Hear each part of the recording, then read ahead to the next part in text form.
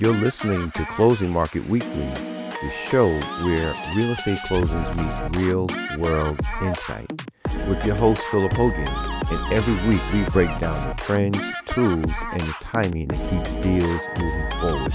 Let's dive in. Hi, I'm Phillip Hogan, host of Closing Market Weekly podcast.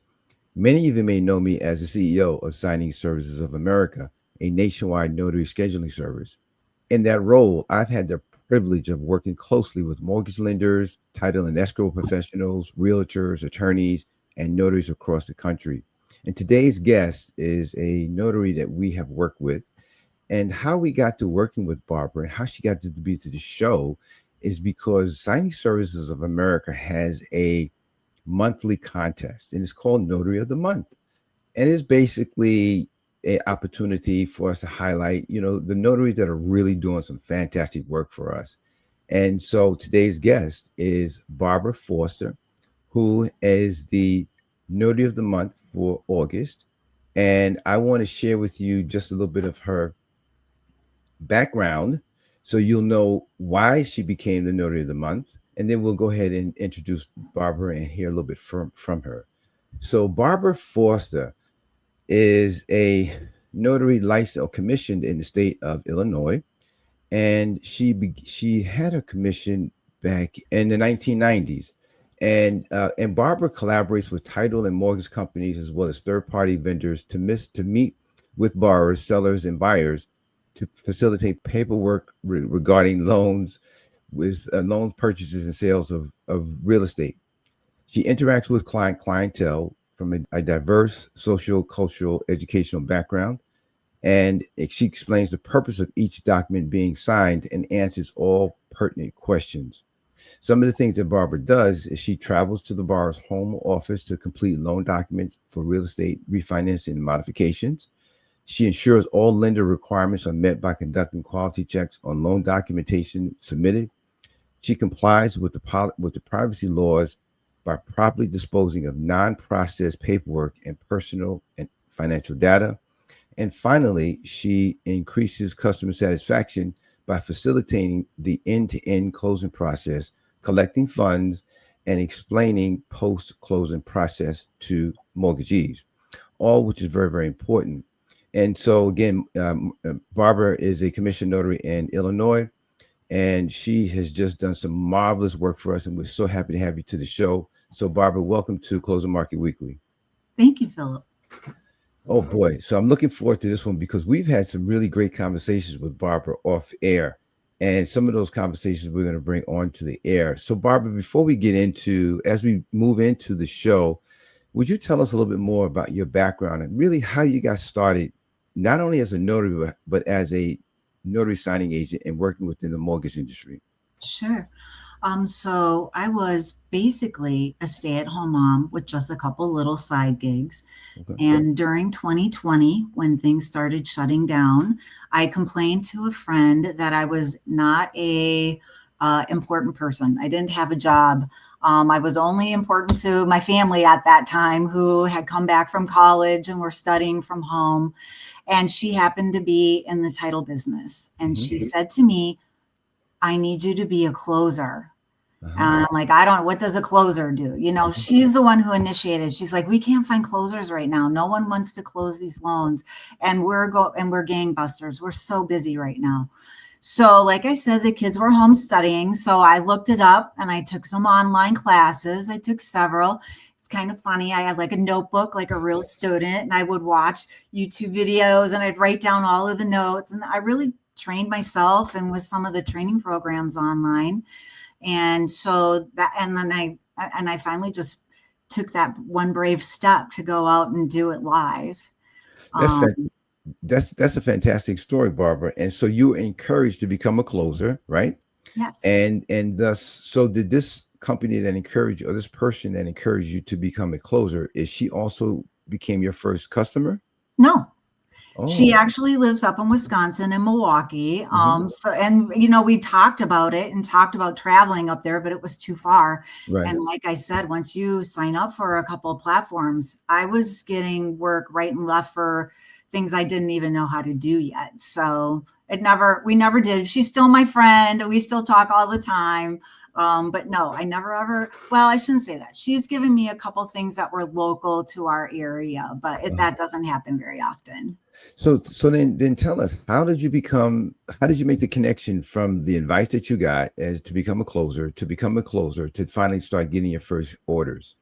Right. So I Googled loan signing agent, and I Mhm, just started going through, looking at the different options for classes, books you could buy. mhm. Um, and and they lay things out for you step by step. Sign up Right, for this signing platform, sign up right, for that one. Next right. thing you know, you're getting notifications. Ah, So and so like I said, back then it was so busy that if you didn't get one for a particular time, you didn't even worry about it, because you'd get another one shortly later.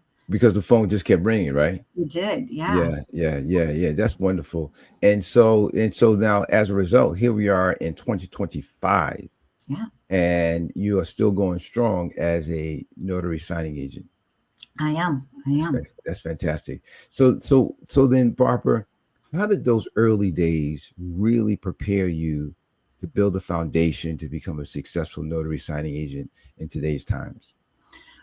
Well, we briefly talked about my very, very first signing. Hmm. It was out of town. Of course, Hmm. here I am sitting on the platforms with a big fat zero for experience. Right. So I think it was a closing nobody else wanted to do. It was a VA loan, Uh-huh. almost 300 pages, because it Wow. was a son and a dad who Uh-huh. were co-signing for each other. Uh-huh. So I traveled to this location. Yes, Hmm. I was nervous. I Hmm. printed the documents. I practiced on my husband, practiced on my kids. Everybody was wearing masks back then. So Right. it took longer with Right. masks for Right. whatever Right. reason. I Right. think I was there for 2 hours Wow. working at a card table in their living room. Wow. I just remember I think back now and I'm like, oh, I feel so bad. I was just so concerned about doing everything Doing it correctly. correctly, and don't say too much but say enough. But the thing about it being busy back then is it didn't take me but a few days to get 10 appointments underneath my belt, and Mm. then after that things came in. Probably that first week I made my first mistake that I had to go back and get corrected. It was on a VA loan, and that little box on their supplementary application that has to be marked off that says you're still qualify for a VA loan. Uh-huh. And then you either need to initial the box or fill out male, female, and your, demographics. I Mm-hmm. didn't do that. Mm. I had to go back, but I've never missed it again. Mm-hmm. Mm-hmm. So, you know, So then, Barbara, with that mistake, how did that really? It sounded like you catapulted from one level to another as a result of that mistake. Would you agree? oh yeah. Yeah, Again, like I have never made that mistake again. got you. And so that mistake has ingrained in you the skill to do what to prevent future mistakes. The issue with that is I simply didn't know. It was it was a Mhm. document I wasn't familiar with. Right. I don't, and during that learning process, I Mm-hmm. think you're going to make mistakes, and that's okay as Mm-hmm. long as you correct them Mm-hmm. efficiently, quickly, particularly now, but particularly then, because, notaries were very much in a demand back then. Mm-hmm. Um, Mm-hmm. but yeah, I think triple checking, double checking, triple checking, double checking your work. Mm-hmm. I'm a little better if I have some people that I'm signing with and we strike up conversation while we're Mm-hmm. signing the documents. I'm extra careful about Mm-hmm. checking them before I leave, because that's Fantastic. where mistakes happen when Mm-hmm. you start talking, chatting. We've all had them. I can be Right. chatty. Uh-huh. Uh, yeah. That's great. Okay, great. And so then what's a one tool or system you swear by, Barbara, in the work that you do? Mhm. So again, I was very busy when I first started, and it Mm-hmm. was a challenge to keep everything organized in my Mm-hmm. head. Mm-hmm. And particularly back then, not everyone wanted scan backs. Mm-hmm. I live very close to the Wisconsin border. They like black ink. Illinois likes blue ink. I was Mm-hmm. constantly having to double check that. Mm-hmm. Any special items. So what I did is I came up with a tracking form. Mm. Tell us Um, about that. and it's gone through a couple different revisions since I started. But Mm-hmm. up here under invoice, I put what I get paid, and Mm-hmm. then I put the corresponding number to my notary gadget invoice. Mm-hmm. So in the upper right hand corner, you put the word invoice, and then Mhm. you write in the actual Right, invoice number 100 and the amount of your 350. agreed fee. Mhm. Okay, great. All right. Then it has room for the signing service that I'm working with. If I have a Mm-hmm. question from the table or if there's a special number I need to call, I will Mm-hmm. jot down that number. I'll Mm-hmm. put the escrow order number because sometimes you need that at the Mm-hmm. last minute. Mm-hmm. The date and time Mm-hmm. sticks out there prominently. I keep these then in chronological order in my Mm-hmm. little filing system here until I need them. The Mm-hmm. names of the people who are signing and the signing address. Over Mm-hmm. here, and then after their names, I put their phone number. Oh. There's a little box. If Mm-hmm. I contact them, I Mm-hmm. check it off. If I leave a message, I'll put a little LM there until Mm-hmm. I know. But I include this with my documents then when I go somewhere. If I'm Mm-hmm. running late or if I'm Mm-hmm. running a few minutes early, if Mm-hmm. it's a Saturday morning at 8 a.m. and I want to let these people know I'm on my way, I Mm-hmm. have that phone number right at the tip of my fingers. Mm-hmm. And then I have these scan backs, yes or no, blue or Mm-hmm.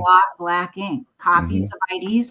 Every once in a while, I'll get someone who wants the back of an ID. Not very often, but I'll Mm-hmm. jot that special note down here. Here I Mm-hmm. have FedEx, UPS, and I'll write the tracking number on there. Mm-hmm. If you've ever been to a signing and they want you to type in that tracking number, I always have it. Mm-hmm. And then at the bottom, there's room for special notes. Is it a Mm-hmm. seller signing? Is it a refi signing?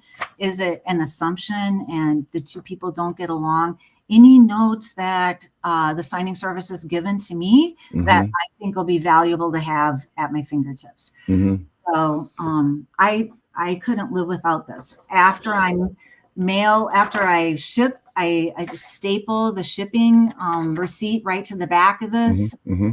file it. I keep it for Mm-hmm. about 6 months. When the Mm-hmm. stack gets too tall, Mm-hmm. I shred them. I Mm-hmm. don't need them anymore. Rarely Mm-hmm. have I ever had to go back and look for a shipping label that's more than a week old. So Mm-hmm. Mm-hmm. I Mm-hmm. consider it old news then. And so that tracking sheet is a wonderful organizational tool, Yes. right?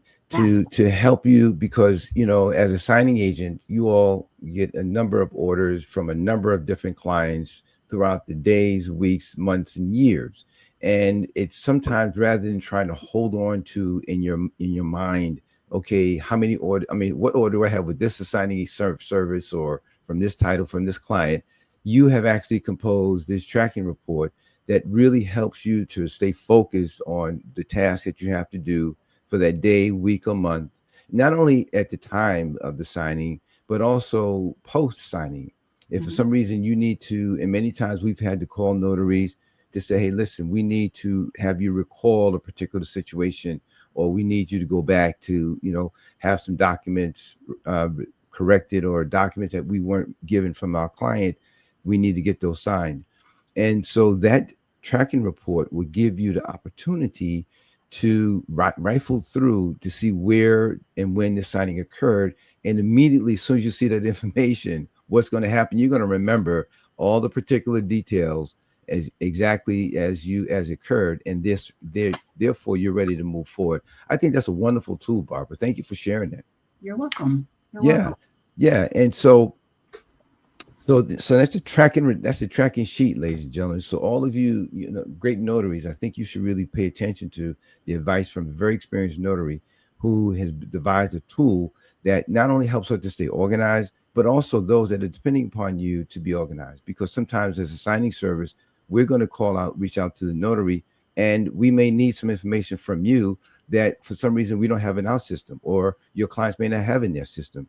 And by you having that piece of tracking information that's relevant, it really can help everybody what be successful and help the team win, right? And that's what it's all about at the end of the day. For Signing Service America, we want to help our clients achieve their goal of closing the loan, getting those documents signed and returned, and be able to move forward. So, Barbara, let's move on here. And we had a great off-air conversation in regard to some real stories.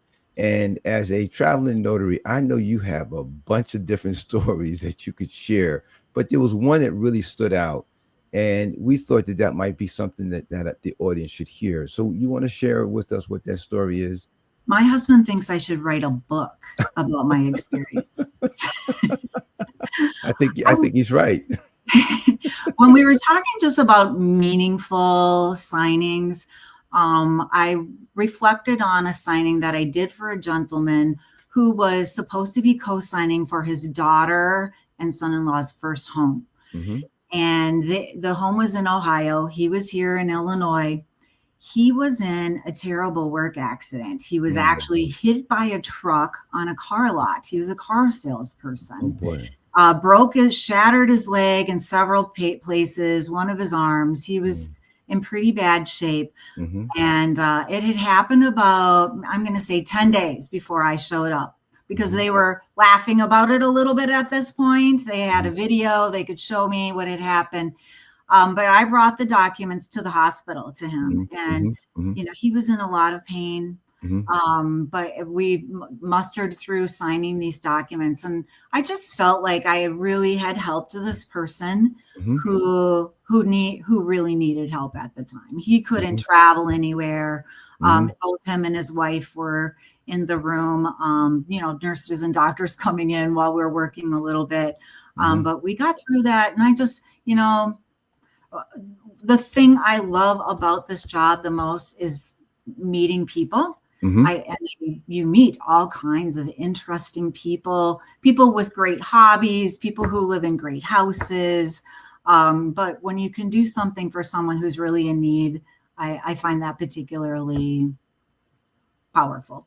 And it is powerful, to be of service to our fellow man is a very comforting, encouraging, and rewarding feeling, right? And it sounds like, you were right there, the right person for the right assignment at the right time with the right situation, right?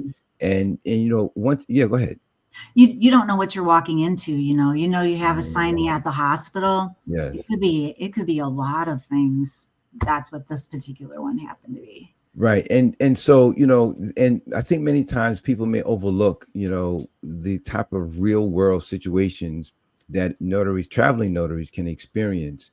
And that this is an opportunity for you to, talk about those and help others to understand that, as a notary, you have a rubber stamp and you're notarizing documents. But when you're a traveling notary, you're exposed to a lot more different environments and situations that you would ever experience by just, being a notary within the office, which is not a bad thing. However, as a traveling notary, then there are so many more circumstances and situations that you can experience. And that day going to the hospital, you really help that family to move forward, right? When the father was unable to do that. And correct. I'm sure they haven't forgotten about you as a result. And so let's move on here. So now, as we continue to go through our show, Barbara, you're I see why you are the August Notary of the Month for Signing Services of America, right? You're organized. You're such a delightful person to talk with.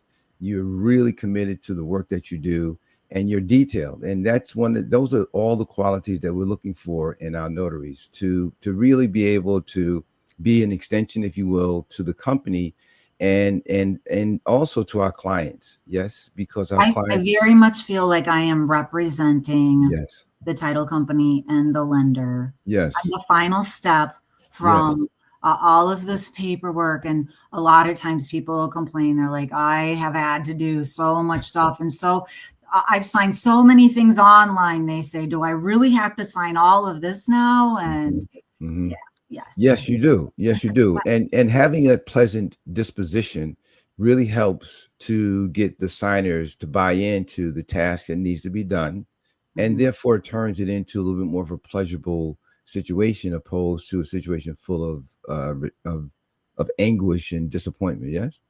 Yes. I almost end all of my signings with, do you have any questions? Mhm. No. Well, you can check this off your list. You're done. Yay! Yes, it is a celebration. It is. It isn't a, especially. Have you ever? I'm sure you have signed new homeowners Yes. or new, or Oh, first time new refinances. homeowners at the title company, my favorite. My Yes. favorite. Tell us why. Tell us another story. Why is those your favorites? So I do a lot of, I'm kind of the overflow girl at a local title company. So I'll do, and I can tell now, are you a first time home buyer? I Hmm. take a little longer in explaining a few of the documents. Hmm. For example, escrow.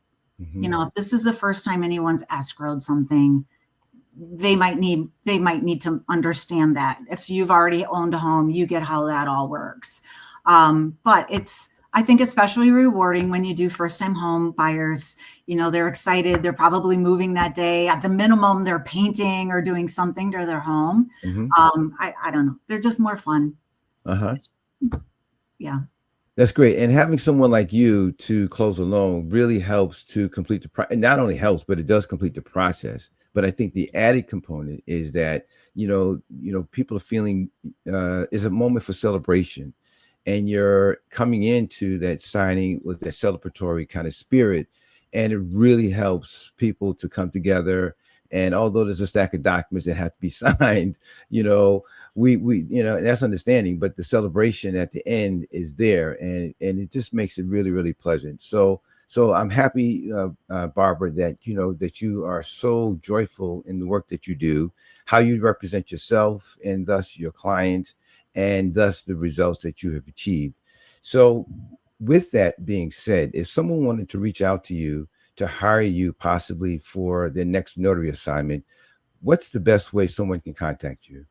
My email is Barbara, Barbara, at 815notary.com. And say it again, please, just in case somebody missed it. Barbara, Barbara, at 815notary.com. Fantastic. Okay, folks, there you have it. So if you want to hire Barbara Forster for your next notary assignment, and it happens to be in Illinois, by the way, you're not duly commissioned, are you?